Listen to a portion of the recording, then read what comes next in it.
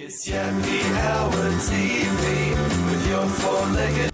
A dog and a bandicoot may sound like an odd pairing, but for the Eastern Barred Bandicoots, the Maremma dogs could be their godsend. Due to the success of other programs, a guardian dog trial for the Eastern Bandicoot is underway with Zoos Victoria and Dave and the team at Werribee Zoo. So the focus of our guardian dog program here at Zoos Victoria is to protect the Eastern Barred Bandicoot, and we're doing that by using the Maremmas to guard the Eastern Barred Bandicoot, obviously, and keep predators away, but we've also got sheep included in the mix. So as a flock guardian breed, we need a flock for them to guard. Maremmas are quite easily bonded to pretty much any animal, and we do that very early by introducing them to those animals very early on.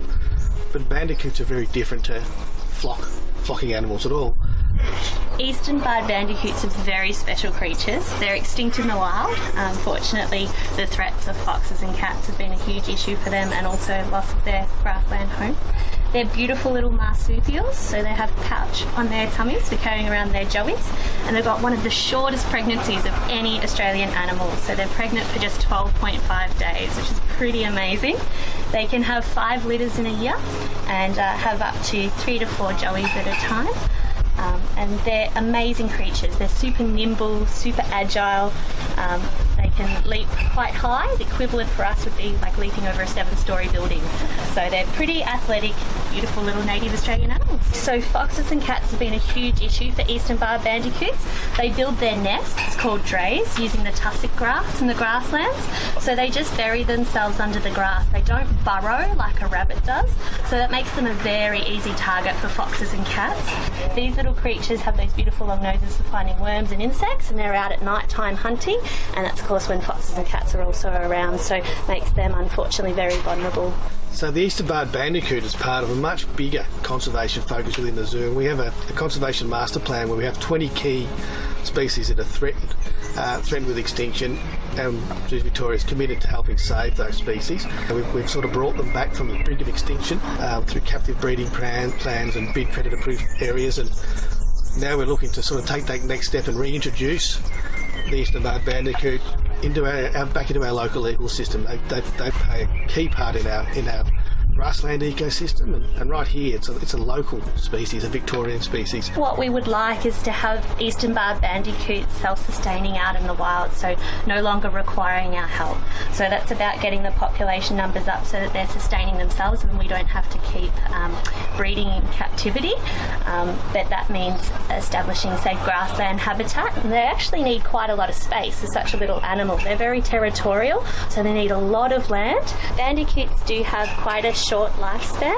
In the wild they live 3 to 4 years, but in captivity they can live up to 5 years. So they make up for having a short lifespan by breeding very quickly. Bandicoots used to be found all throughout Western Victoria. Grasslands used to cover 1/3 of Victoria prior to white settlement. So they were found right across to South Australia as well.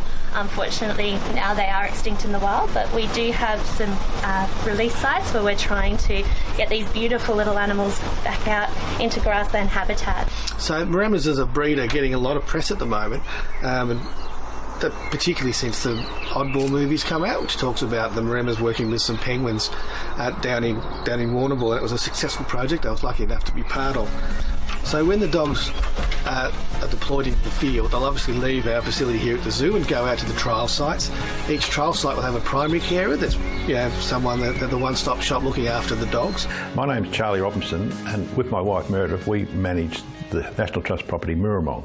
What I want to talk today is about the Eastern Barred Bandicoot. In early 1970s a colony was found that still existed in the Hamilton Tip.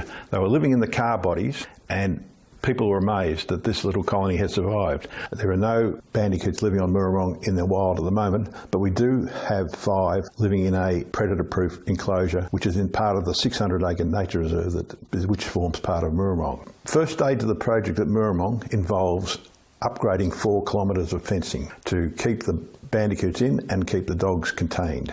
My day-to-day contribution to the project is feeding, watering and maintenance of the dogs and maintenance of the fences that contain the animals.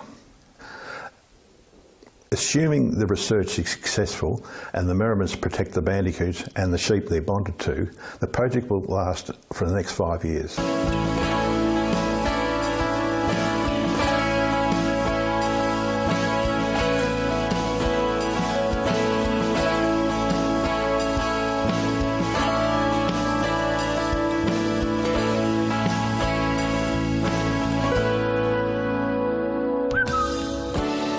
to come home from the park. Oh no. It's time to go home now. Come on, don't bark. You know when we get home, there'll be a special little treat. And as you get in the car, don't forget to dry your feet. My little dog, my little dog, my little dog, I love you so. My little dog, my little dog, my little doggy. You're my little dog, you're my little dog. Come home with me. Please come home with me. Come on, dog, it's time for tea.